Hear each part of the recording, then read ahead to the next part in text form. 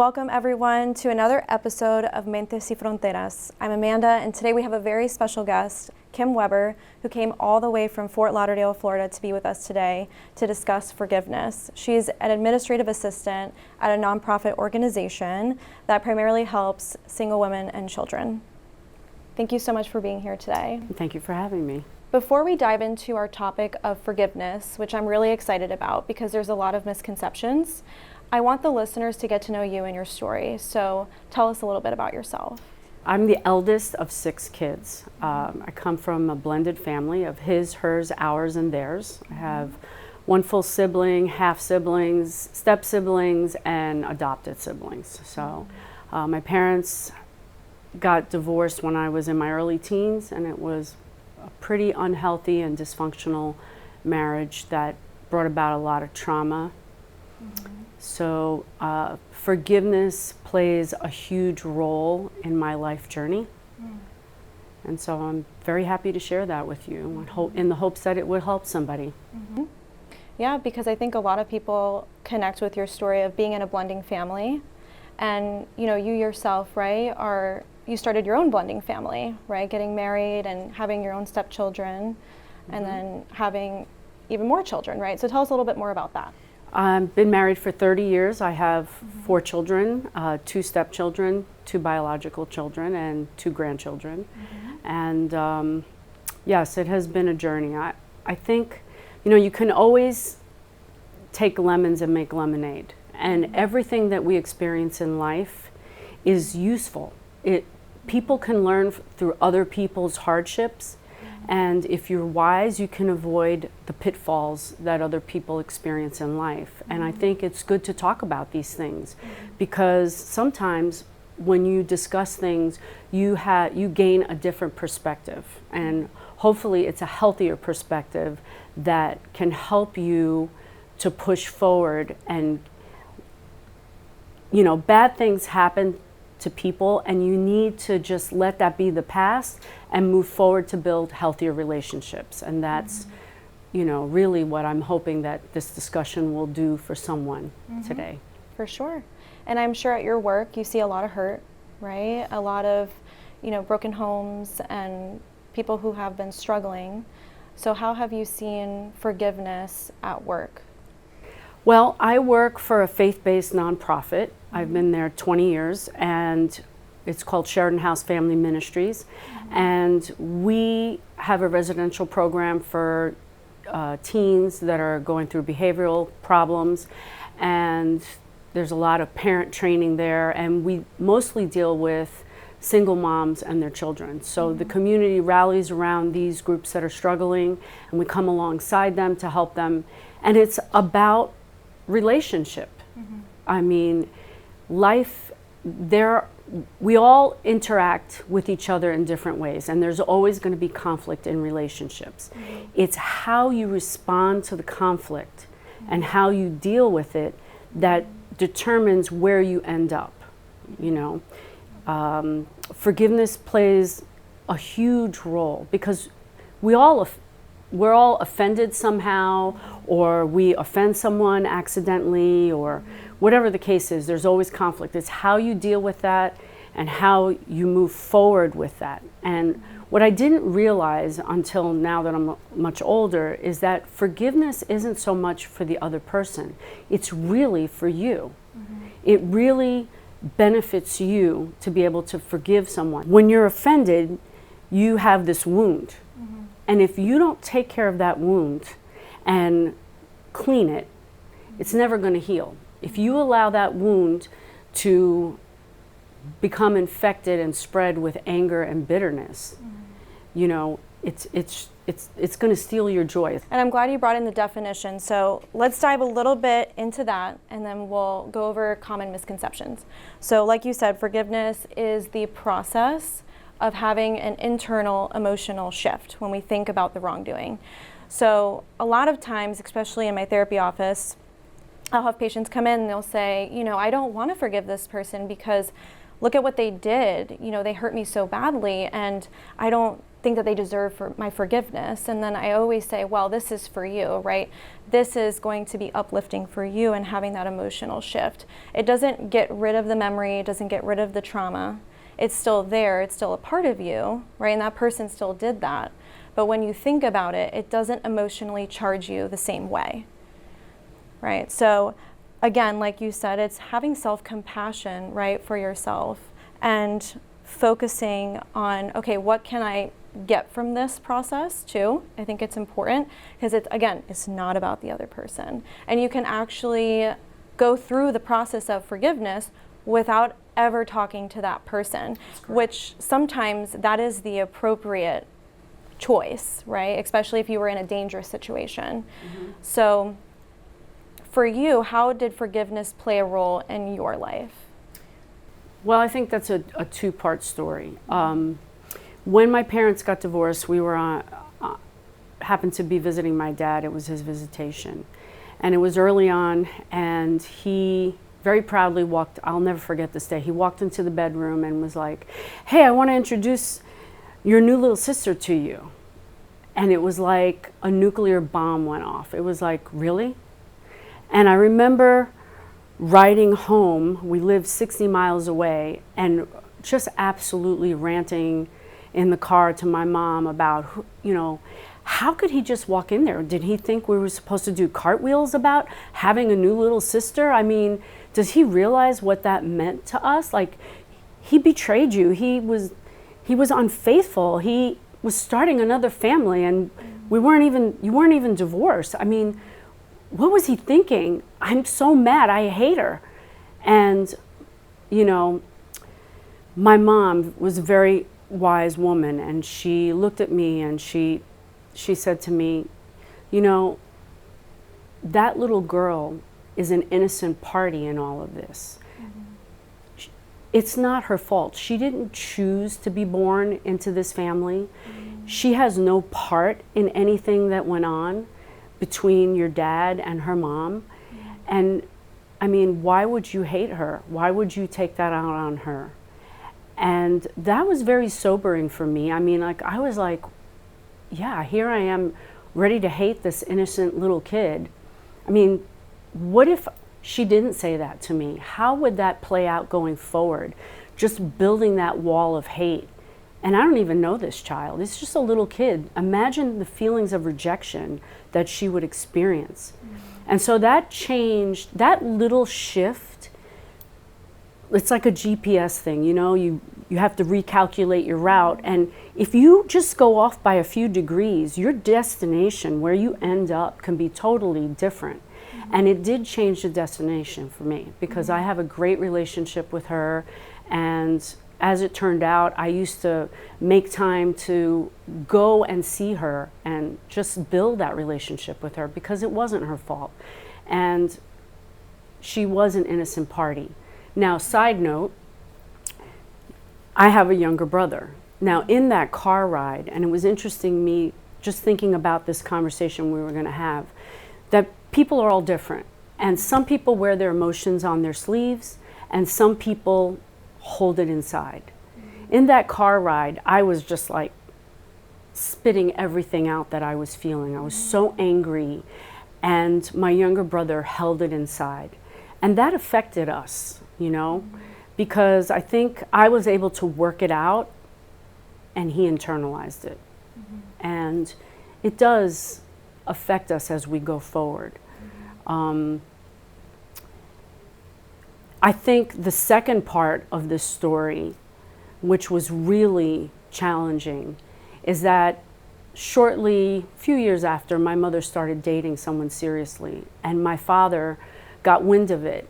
And his perspective was, and this is what I surmise, is that he felt rejected by his children because we accepted this man mm-hmm. as our stepdad. Mm-hmm. And he basically cut us off in the most pivotal years of our young adult, teenage years. Mm-hmm. He cut us off for 12 years. He didn't speak to me for 12 years. Mm-hmm. And 6 years into that silence, he called me up. He had had a couple of drinks, and he called me up and proceeded to let me know that he was disappointed in me, and that when he died, he didn't want me to come to his funeral, and that I was dead to him. And he just went off on me on the phone. And I was about 24 years old at this point. And I said to him, you know, if this is what you want, that's fine. But I know that you love me. In spite of everything you're saying, I know deep down that you love me. And, you know, if that's what you want, that's okay. I don't believe what you're saying, but so be it. And we didn't speak again until I was 30 years old. I used to go to his house and pick up my sister to have that relationship with her, and he would answer the door, and he would look at me, and he wouldn't speak my name. He would just call her and say, the door for you, and then he would shut the door in my face. And I endured this rejection for years. And I was okay. I was like, it is what it is. I can't explain, you know, why he's like that. And the funny thing is that when he finally did speak to me, it was a crossroad for me. And I had to make the decision whether or not I was going to accept the olive branch. So forgiveness is not dependent on the other person. It's something that you do for you. It's a choice of attitude to move forward, to change the way you look at that person. Forgiveness is not understanding why they did what they did. It's not an issue of deserve. It's not even an issue of them asking you for forgiveness. Some people don't even know they've offended somebody. What if they died? What if the person's dead? How do you resolve that? You have all this pent-up anger. You know, some people suggest, okay, well, maybe you need to write a letter to that person if they're not walking the earth anymore, and just get all of that out of that resentment and anger out of you. How can you have a healthy relationship with other people going forward if you have so much hate in your heart? I mean, look at our society right now. We have people that have so much anger and bitterness pent up. I'm sure most people can say they know at least one person that they've come across that is just a quote-unquote angry person. Somebody that carries around this heavy suitcase of misery that they never want to let go. It's like they just want to focus on it, focus on the pain. They have no joy, nothing makes them happy, everything, they're criticizing everything. They're just basically angry, bitter people. What happened to them to make them like that? What's in their past that they're holding on to that they cannot move forward to develop healthier relationships? And I think that parents also have to role model forgiveness. I think of, my son and I are very much alike, and we butt heads. And I'm sure a lot of parents can relate to this. You work all day, you come home, you're tired, you're stressed out, your kid does something wrong, and you have a short fuse. And it's not so much what you're saying to them, it's how you're saying it to them. Are you really like over the top angry? Are you too harsh in the consequence that you're giving them? And I did that one day, and I was like, wow, I really have to ask my son for forgiveness. I have to, this is a teachable moment. I need to sit down and tell him, Mommy always says it's not what you say, it's how you say. And that makes something wrong, and I was wrong. And I hope that you can forgive me. So I'm role modeling forgiveness, not just for my relationship with him, but for his relationships going forward, how he relates to his boss, his coworkers, his wife. If you don't role model forgiveness, how do your kids learn how to forgive? And you bring up a lot of great points, and I first want to thank you for sharing your personal story. And we're going to just dive into what forgiveness isn't, going over some common misconceptions, and you already touched on a couple of them, but just to kind of go through them, right? So reconciliation. So you decided to reconcile with your dad, which was your decision, right? And that ended up working well for you and him. Although it is not a part of forgiveness, right? That's that extra step if you want to take that, right? And you can still go through the process of forgiveness and not reconcile. There are two separate things, right? Forgetting the injustice, right? And you mentioned that it's not just letting it go, right? It still happened. It's still a part of your story. Forgiveness is not amnesia. In fact, you should remember. Forgiveness is humbling. And forgiveness and restoration are two totally different things. So in my case, with my dad and our relationship, when he invited me in that day that I went to pick my sister up, I had to decide, am I going to accept the olive branch? So it was a change in my attitude that I needed to demonstrate. And then going forward, there had to be a change in his attitude and his actions. And also, you know, in the case of where there's abuse, you may have to set up boundaries to protect yourself.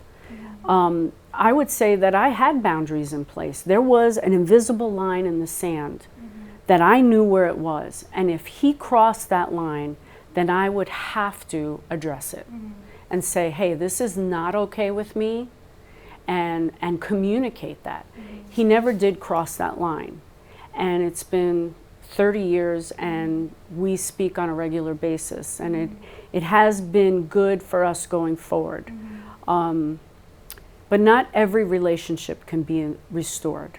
Right. And that's why I wanted to create, you know, that division there, that reconciliation. There is a difference, right? yes. And boundaries, we did an episode on that a couple episodes ago, and how you said, you know, you have to enforce it, right? And usually the people that get the most upset about boundaries are the ones that are used to crossing them. So it's our job, right, to hold those firm, right, and make sure that we're holding ourselves accountable to protect ourselves. Also, what forgiveness isn't, right, is condoning or excusing the offender's behavior, which we touched on, granting legal mercy to the offender, right, if you're in a legal situation, and not letting go but wishing revenge, right? So that's that internal shift. There is a difference between revenge and justice. Right. So I always say, you know, when we hold that grudge, they're living rent-free in our head, right? That person may be walking about the world not a care, right? And we are the ones that are holding in that resentment, and that sucks a lot of the energy out of us.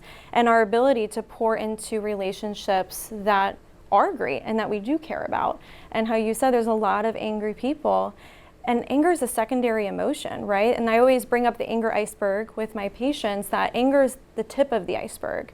So yes, we express anger, and it's because in society it's very appropriate and people digest it, right, to be angry.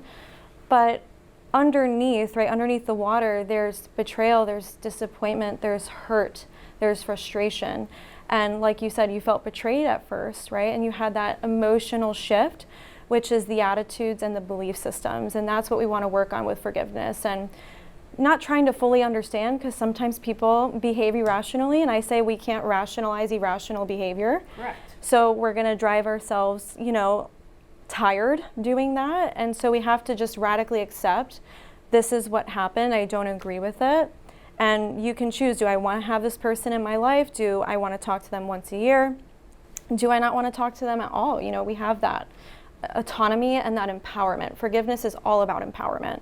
It's not about doing things for other people, like you said. So I'm glad we covered those.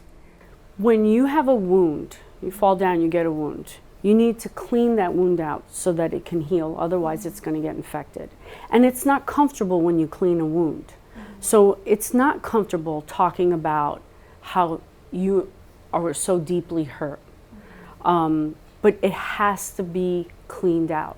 You have to get rid of that, the possibility of infection from all that anger and resentment. Sometimes we even need to forgive ourselves and let go of something that we feel we did or didn't do. So forgiveness really is something that I do for me to build healthier relationships going forward. And it's really good to get, when you're dealing with that emotion and you're in that storm of you know, emotional upheaval, it's really good to talk to somebody, and not a negative person. You need to talk to somebody and be very intentional about who you're going to talk to.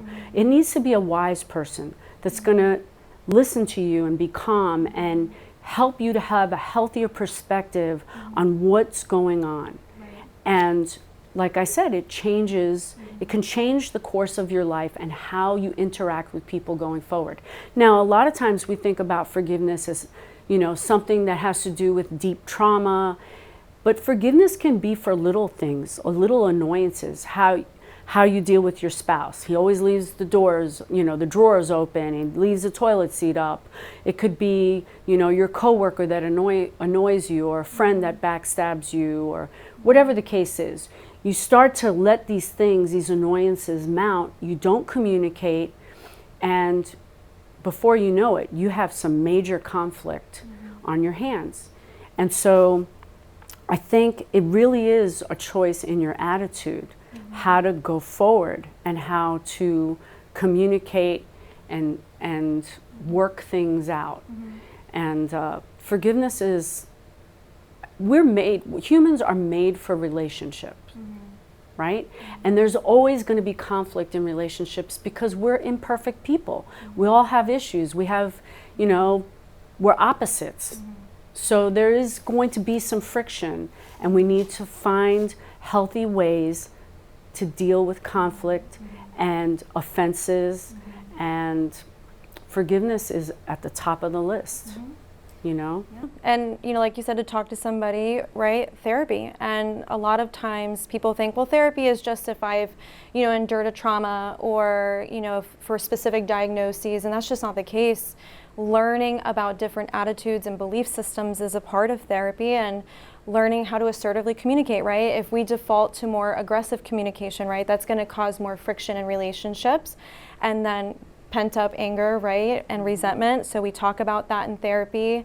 We talk about, you know, conflict resolution. Conflict is not a scary thing. The way that we respond and manage it can be scary, right? So all of that is what's talked about in the therapy room. So, I mean, I encourage anyone who has a relationship, has a connection, right? Go to therapy, try it out. It doesn't have to be that textbook stereotype that we have in our mind sometimes. And like you said, talking to somebody who's unbiased, right? Because sometimes we go to our friends and they have just our perspective, and sometimes they just want to amp us up. You know, the motivation is pure, but that doesn't help all of the time. So, No. Yeah. Is there any last couple of words that you want to give our listeners before we wrap things up for today? I think having worked at this nonprofit, I see a lot of couples with unresolved conflict. And I think, and this really is for everyone, the first thing you need to fix a relationship that's broken is you need a change in your own personal attitude, right? So that's where the forgiveness comes in. I'm choosing to love and not hate, because hate never solves anything. It just makes things worse. And so the second part is where you're both responsible, not just to change your attitude, but to make a commitment to change your behavior, right? So we need to be cognizant of that and really self-reflect. And sometimes people think that forgiveness is a sign of weakness. Quite the contrary. You have to be a really strong person to be able to say, to stop the blame game. It's not about being right or wrong. It's about saying, okay, we may agree to disagree, but peace is more important to me than being right. And so let's talk about this and let's move forward and build a healthier relationship. And let's communicate. And the past is the past. You don't want to drag around that suitcase of misery and anger.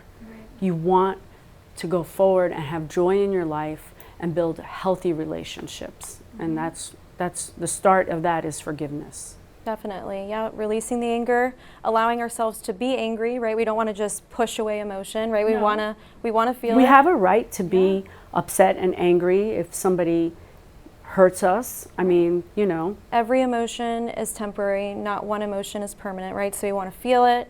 We want to then say, okay, how can I empower myself? What decisions do I want to make? And again, I mean, I encourage... And how can I avoid the pain? How can I avoid this from happening again? Mm-hmm. Yeah, and not even just avoiding, right? Because sometimes we can't predict the future. And I tell my patients that too. You're going to feel betrayed again. Someone is going to hurt you, but you are not the same person as you were in the past. You have a different support system. You have different coping skills, and you're going to be able to manage it, right? Because suffering is when we do not have coping skills and we aren't able to find value in it, where pain can have purpose, right? And we have the coping to endure it. Well, thank you so much for being here and again sharing your story. I'm sure someone out there will connect with it. I really hope so. Awesome. Thank you so much. You're welcome.